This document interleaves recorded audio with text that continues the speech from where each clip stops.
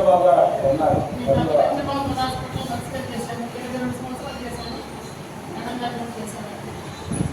Help చేశాను.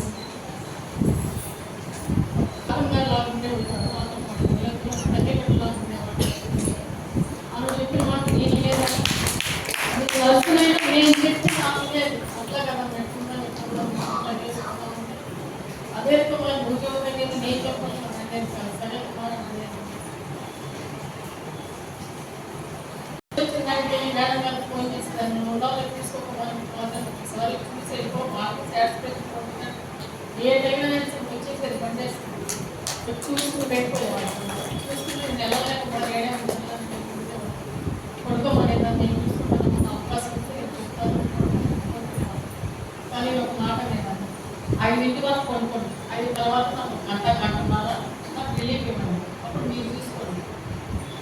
అయితే అదే మరి మార్కెట్ తగ్గితే సరే కొనుక్కొని నేను చూసుకుంటాను. నాకు 5 గంటల నుంచి స్టాండ్స్ ఇచ్చేదాన్ని చూసేప్పుడు 5 గంటల నుంచి నేను కొనుక్కునేదాన్ని. స్టాక్ వచ్చి దాన్ని లేక పేషెంట్లు వచ్చి దాన్ని లేక ల్యాప్ని ఇచ్చేది కాదు కొనుక్కోలేని నేను చూసుకుంటున్నాను చెప్తాను. కొనుక్కొని ఇచ్చేవాడు ఏదైనా కొంచెం డెలివరీ కేసులో హెడ్ ఫిక్స్ అవుతుంది అంటే మంచి మెల్లగా వచ్చి తగ్గి లేపింది. పేషెంట్లు కూడా ల్యాప్ లేదు కాదు వచ్చి ఒకవేళ లేదనుకో ఇప్పుడు అవసరం మిగతా అయితే వెళ్ళిపోయి స్నానం చెప్పిండేవాడు ఈలోపు నేను చూసుకున్నాను. కానీ నేనేం చెప్పినా సరే సరేననేదే కాదు నువ్వు చెప్పి నేనేంటి ఆలోచన ఉండేది కాదు. మేమిద్దరం అనుకుంటేవాడు కానీ ప్రాక్టీస్ కనిపించే బాగా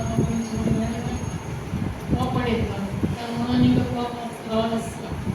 కోపం వచ్చిందంటే మొత్తం కడుగులు పెట్టేవాడు పేషెంట్. ఎందుకంటే మేము చెప్పినట్టు వినకపోతే ఏం జరిగిందంటే మన హాస్పిటల్ చేసేది జరిగిందని అంటారు ముందే ఇచ్చేది మేడం చెప్పేది ఎట్లా ఎట్లా ఎట్లా ఊరుకోటి వెళ్ళిపోతే మళ్ళీ అట్లా అడిగి చెప్పేవాడు.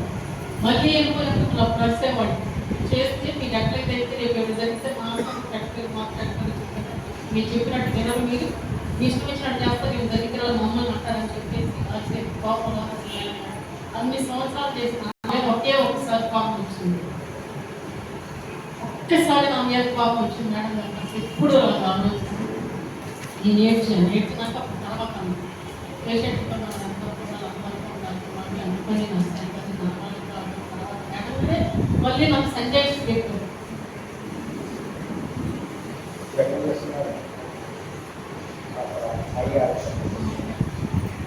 ఇప్పుడు అక్కడి నుంచి వేరే వర్క్ చేసినాక మనం తీసేసాను పక్కన పెట్టుకున్నాను. నేను హాస్పిటల్లో చేసుకుంటాను అక్కడే ఉంటాను.